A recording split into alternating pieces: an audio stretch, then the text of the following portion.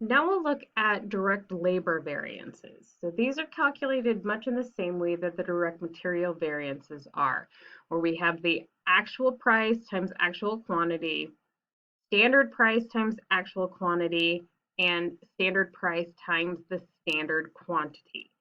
So our standard labor price is $20 and per hour, and our standard quantity to make 80,000 units is 4,000 hours of direct labor.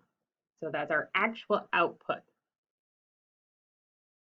The actual inputs at standard prices, so we actually used 4,400 hours of direct labor. So 400 extra hours of direct labor than we had budgeted for with our flexible budget, with a standard price of $20. And then our actual results, we actually paid $18 per hour, and we had 4,400 hours of direct labor. So the price variance here is a favorable balance of $8,800. Well, the efficiency variance is an unfavorable variance of 8,000.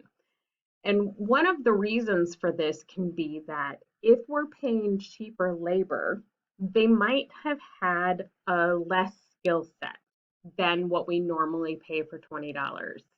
So we might have had employees on that were new, that hadn't been raised up to $20 an hour yet, and therefore it took them more time than a laborer who's getting $20 an hour would normally take. Another thing that can explain that kind of a variance in efficiency and price, or especially the efficiency, would be if we go back to our direct materials variance, where we used a lot of extra direct materials. So when we have issues with quality in our direct materials, then we have issues with taking extra time to deal with scrap and waste from direct materials, which can then cause inefficiency variance with our labor.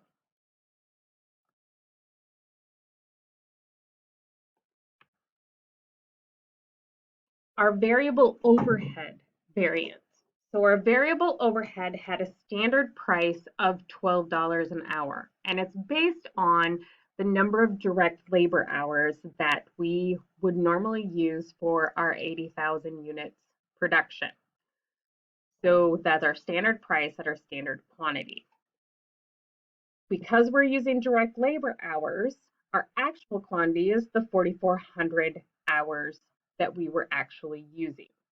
And then the actual results are just as we're recording our variable costs as they come in. So remember the flexible production budget, this is going to be our applied overhead at a rate of $12 per direct labor hour versus the actual results. So when we're looking at overhead, we're looking at the amount applied versus the actual. So this comes in again with that under or over applied. So then we would have our price variance and our efficiency variance. Well, our variances are unfavorable, and we know that part of that is because of those 400 extra hours of direct labor that were required.